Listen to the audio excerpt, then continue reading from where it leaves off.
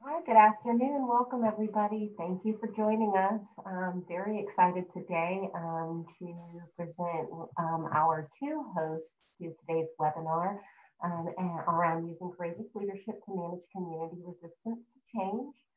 Before we get started, just for those of you who haven't had an opportunity to join us and join along on our Slido before, just kind of wanted to get us started and set up so that you can answer polls and submit questions for the question and answer session. It's pretty easy to get connected to Slido. We usually recommend using your mobile device. It's the easiest way to do that. And you can just open the camera on your phone, point it at that QR code on the screen, and it should prompt you to open to our Slido. You can also go to a browser and go to slido.com and then enter the code up on the screen and change, and it will take you directly to our event. And from there, you can answer live polls as they come up and submit your questions and access some of the resources that you're going to learn about. So with that, I would like to turn it over to our hosts, Dr. Janet Pilcher and Pat Greco. Thank you, Mandy. And hello, everyone. For those of you that are joining us again, welcome back. And for those of you who are new, welcome today. I'm here with my colleague, Dr. Pat Greco, someone I've worked with for quite a long time now and have a high regard and respect for the work that she's done and continues to do. So she'll be joining me. I'll kick it off today and I'll turn it over to Pat to take us through the second part of today's webinar. So our agenda, we'll start with decision making and resistance to change, and then we'll go into why change, looking at change requires building trust and removing barriers, and then leave some time for questions. So this is kind of a two-part webinar. We're going to set the stage today, and as I mentioned, Dr. Greco is going to take you all to the second section of today, and then that'll tee up what she's going to do with the webinar next week. And so I lead the education division. Pat works as a leader of thought leadership with us and works with our partners throughout the country and has had great experience as a superintendent and as a high performing superintendent and led districts and continues to provide great leadership to organizations and districts across the country and is just a phenomenal leader. So just really, really happy, Pat, to have you here with us today. And I'll shift it to you in the second half. So let's start with our first poll, talking about change and really looking at resistance to change. So here's the question. To what extent would you make different decisions in your making if you face no resistance to change? So this is getting you to think a little differently. So let's say we didn't have to have resistance to change. We could just make any decision we wanted and no resistance. What would you do? Where would you be on that 10-point scale?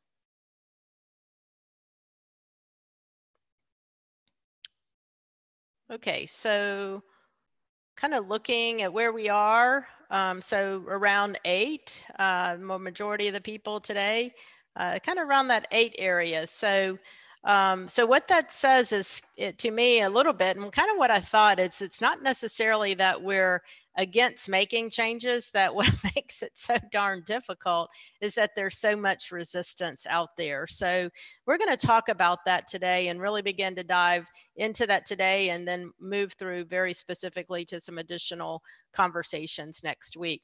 So let me kick it off today by just kind of looking at this question.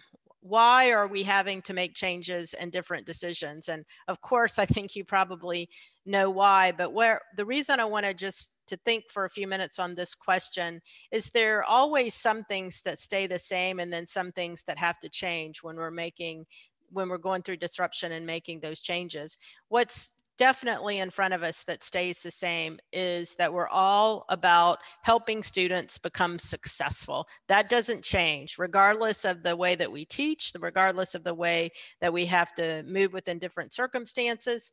We're all about student success. And so what also doesn't really change is in some way we have to create our big aim for what we're really trying to do in our system. The other thing that doesn't really change, but we may shift it a little bit, is that we always want to have measures that matter.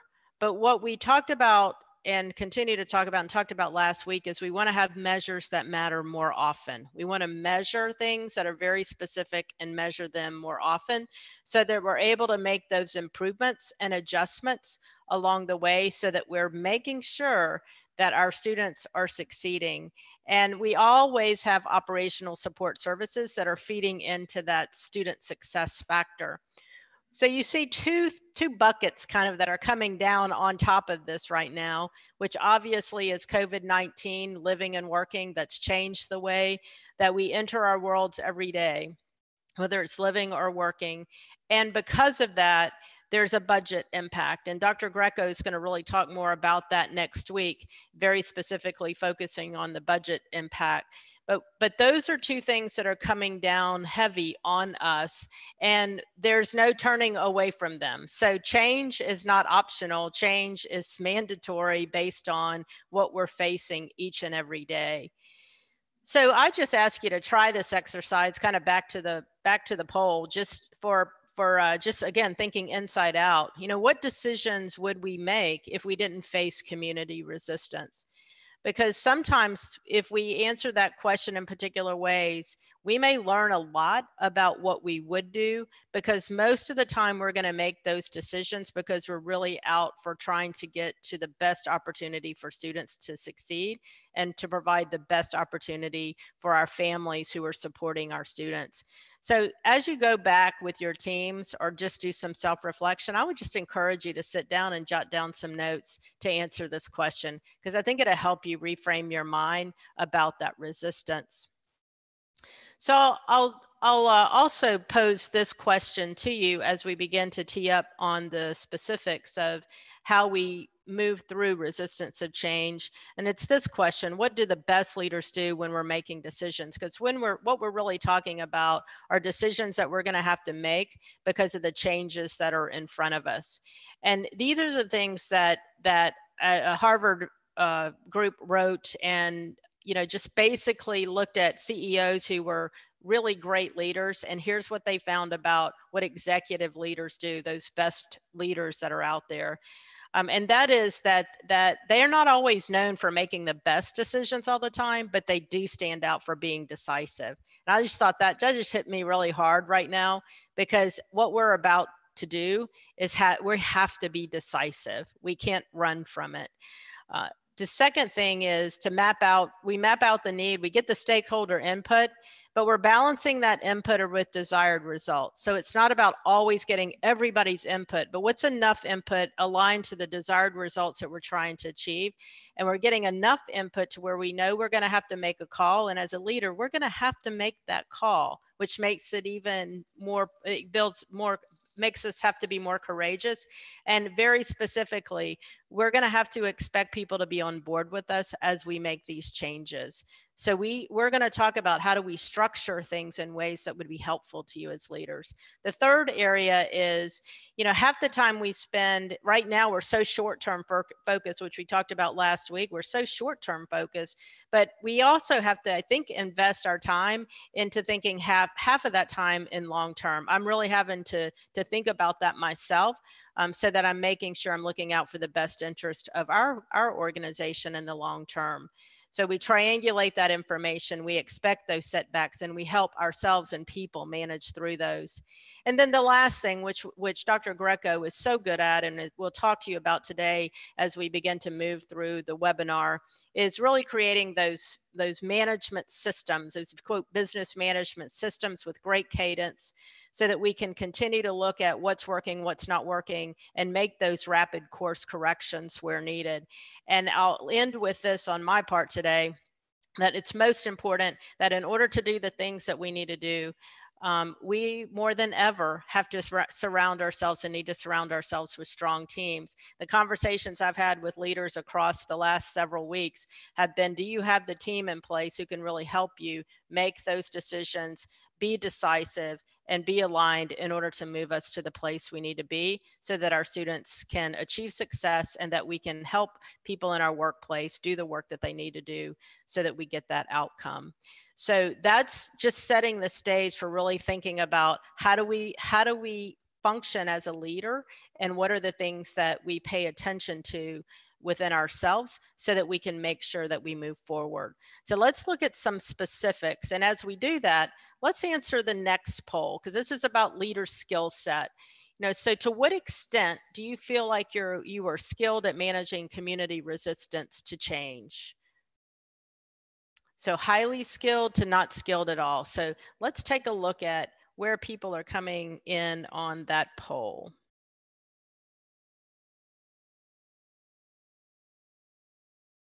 Yeah, this is great. So around, kind of at the midpoint mark, around 5.5, kind of the average.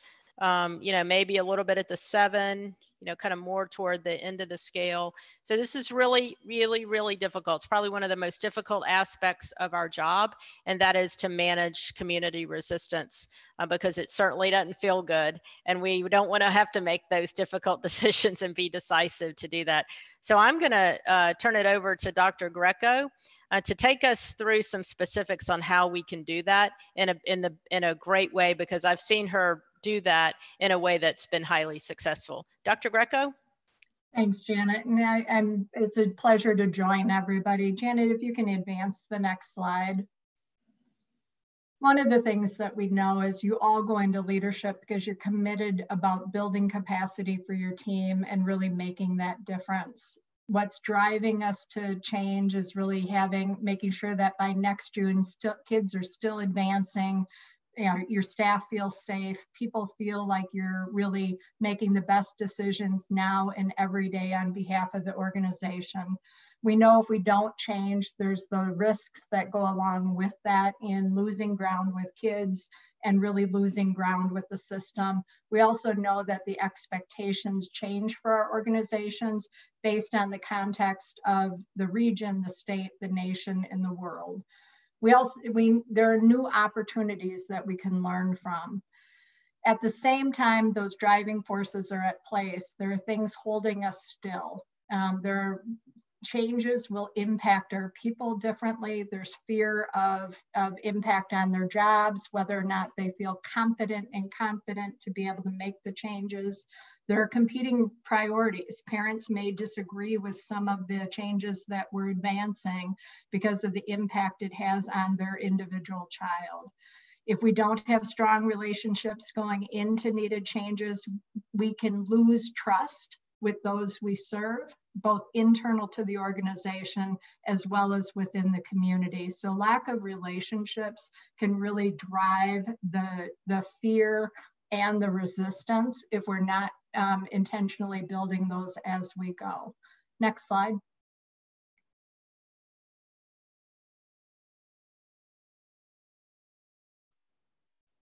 When we think about how do we build trust and reduce barriers, first we have to commit our daily actions. And part of that is really committing to face-to-face relationships over time that has to feel unhurried. We're all busy and our days are full, but we can't overlook the importance of building personal relationships and the trust it builds internal to the organization, as well as the trust it carries external to the community. We have to engage, listen for barriers, identify what's producing the level of fear, and work with people closest to the decisions to tease through the challenges, to seek alternatives that will reduce barriers, not eliminate them because we know that's not realistic, but reduce them to the greatest extent possible and have that regular engagement in order to help us to be proactive.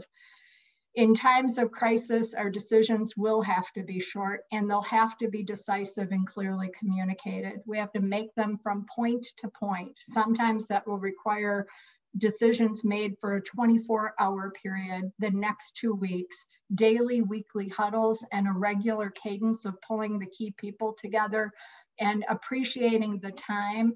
People will appreciate the time when they feel connected, even if it's on a regular basis.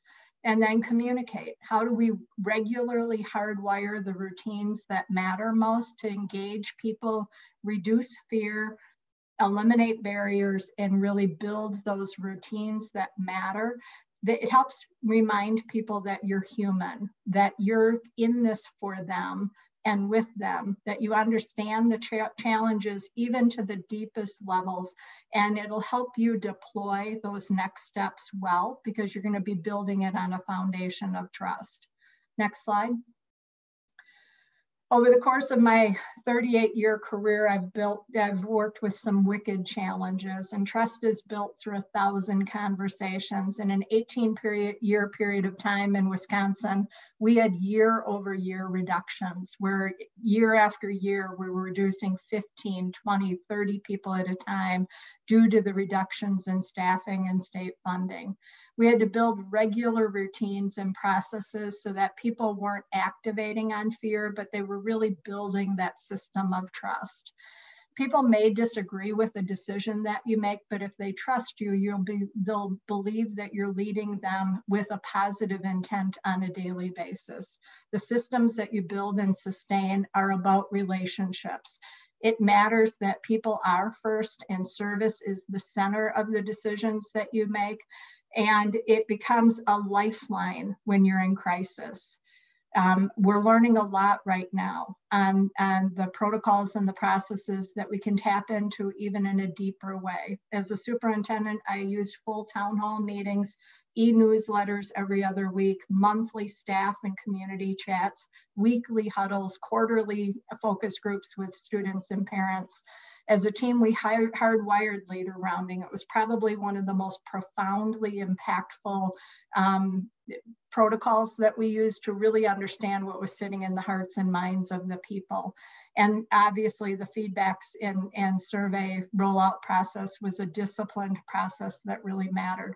All were critical, but each tool mattered as we were making harder and harder decisions within the community. And as if we had an event of crisis, we knew that we were building on a strong foundation built with trust. Next slide. As we think about the times ahead, and we're already hearing, state to state, people worried about resources. One of the things that I learned early in the process of improvement is I couldn't wait for new money to build the infrastructure for improvement. We deploy a lot of money every year, and what we have to do is build that backbone for improvement and really center our decisions around that vision, the mission, and our big aims. And how do we know the resources that we're allocating and the investment of our people are working for us? So as you look at the center, it's really what we're trying to accomplish. As you look at the outer ring, it's how do you keep small tests of change focused and really watching the impact of it, and then scale what works and stop doing what doesn't. And as you get closest to that inner ring, how do we aggressively grow the processes, programs, and services that are really making a difference, and understanding with the measures that matter most, what we should stop doing and stop investing in because they're not getting us to where we need to achieve. When we think about the investment and the process, we need our people at every level learning from their daily work and helping us as an organization make really well-informed decisions. It's not about the dollar amount spent or how high the cost is. It's about the value that's created and whether or not we know the real impact. Our profession is known for setting really lofty, critically important goals with not knowing how to create a systemic backbone to really achieve them. Resources invested well can drive value and impact, and our leadership role is to build and hardwire that systemic backbone for improvement. Improvement work can't be viewed as the next initiative to tackle when we have time or the money available. Improvement was my lifeline. Improvement helped me define and drive the capacity of the system to really learn how to improve, build a skill set of improvement, and tap the brain power of every member of my team. We saved millions of dollars with what we invested in really helping people learn the process of improvement. We stopped the initiative swirl. We stopped exhausting people around topics, and we really released the power of the team to tackle the real challenges and improve what mattered most. There's never been a time that is more important to tap into the brain power and the mind power of the people and really learn from those rapid cycles of improvement.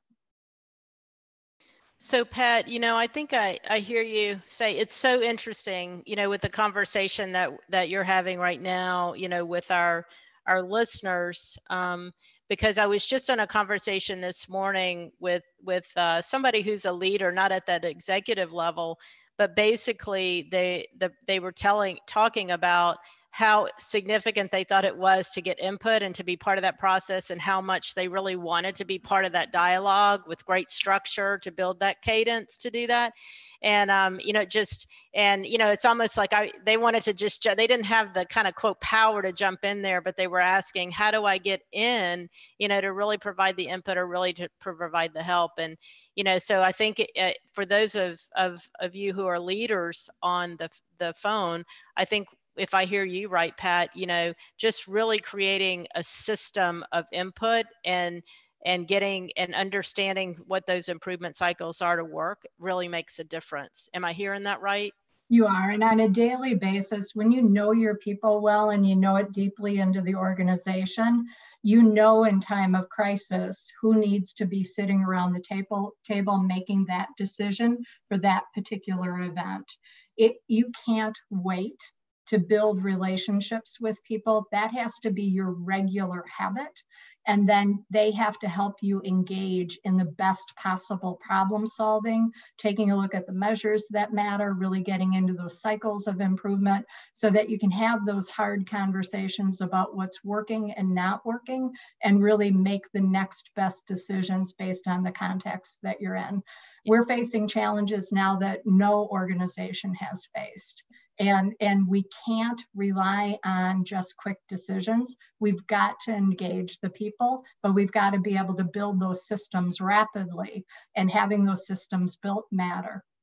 Yeah, I think that thank you for the answer to that. And I'm going to go to our audience and start getting, if you would, if you go to the Q&A on the Slido, please type in questions that you want to ask. And I'm going to shift those to Pat pretty quickly.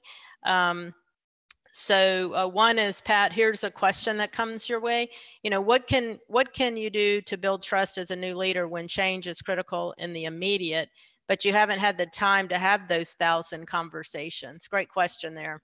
Yeah, it is. And like you, everyone's going to have a starting point within an organization. Demonstrate that you value it. Say out loud, I want to earn your trust. Right now, I'm going to build as rapidly as I can, seeking input in every way that I can.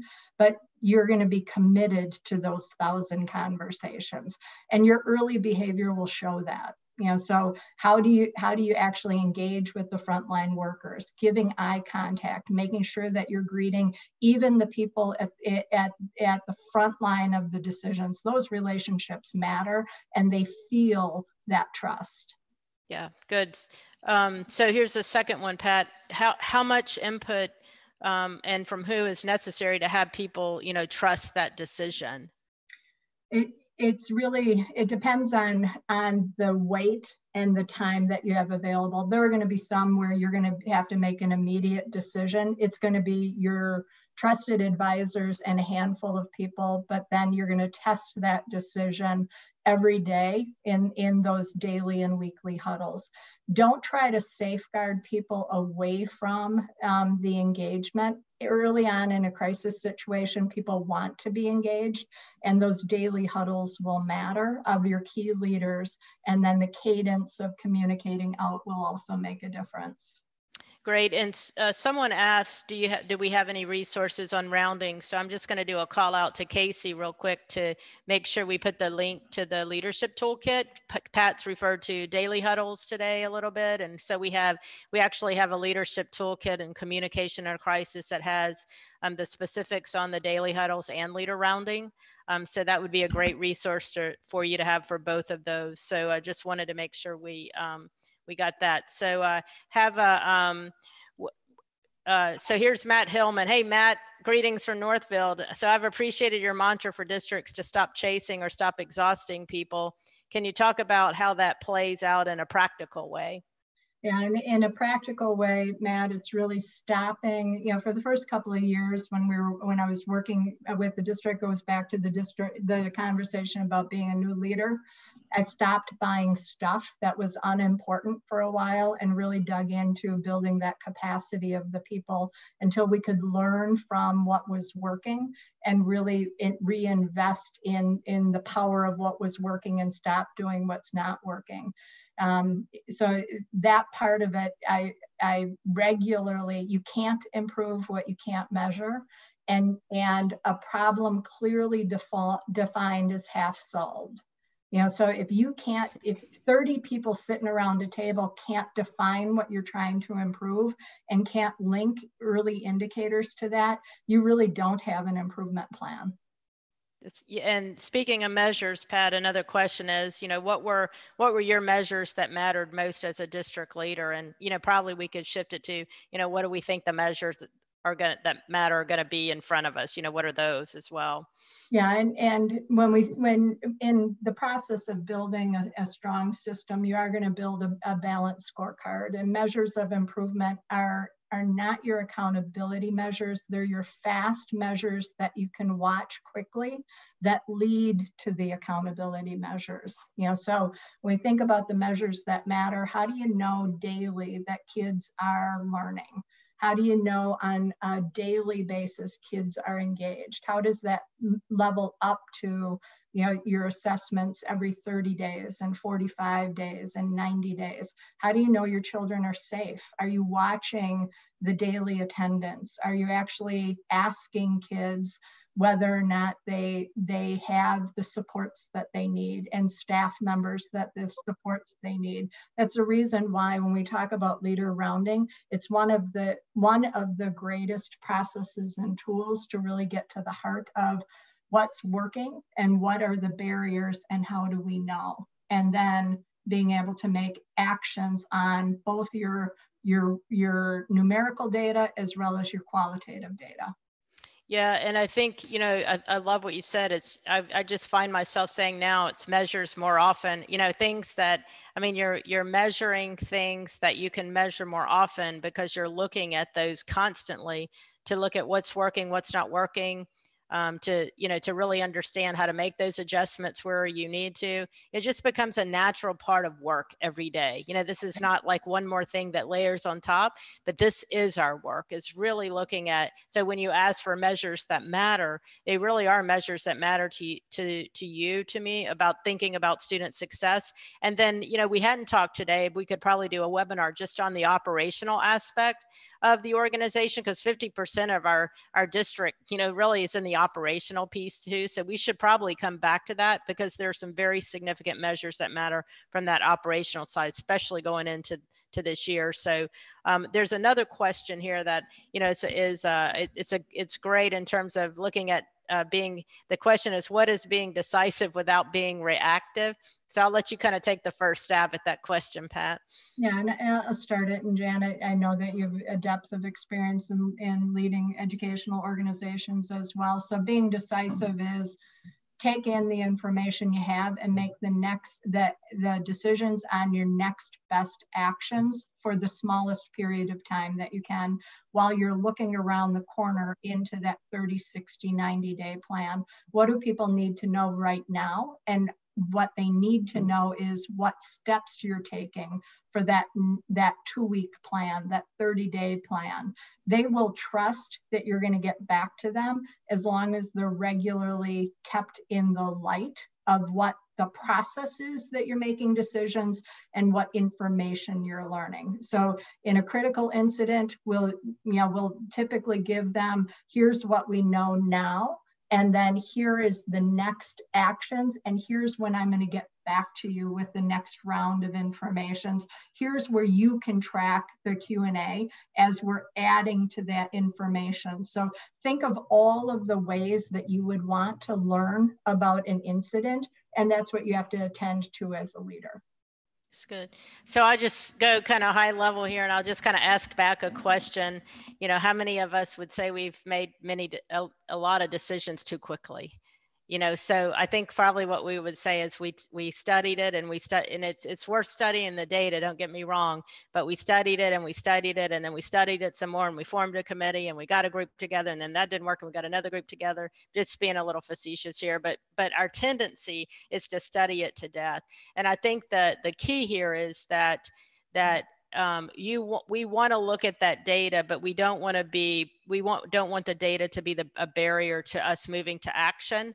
But we also don't want to move to action and never look at any other data to determine whether or not that action is working or not.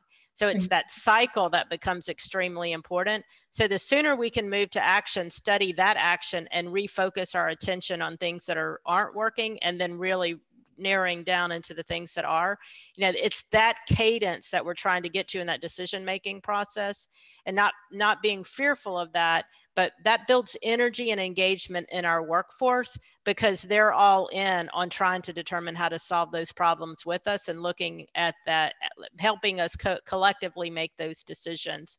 And I would end with this. Our decisions are going to be difficult, and people are not going to like them, and we're going to have resistance. And at the end of the day, the only people who can make, if we're leaders, the only people who can make the decisions that need to be made for the right reasons are going to be leaders. And so we're going to have, what we have in front of us is we have to be courageous, we have to be empathetic, and we have to be authentic to the work that we do each day, in order to achieve the things that are most significant for our students, for their families, and for the people who work with us every day. It's in our minds, and it's in our hearts, and it's in our souls. I keep saying that because I think all of those things have to be embedded within us to do the right things for the right reasons. I thank you today for what you have provided to us in terms of time. Pat, Dr. Greco, please, thank you. And I look forward to listening to your session next week, and please tune in. Thank you all. Have a great week and stay safe. Thank you.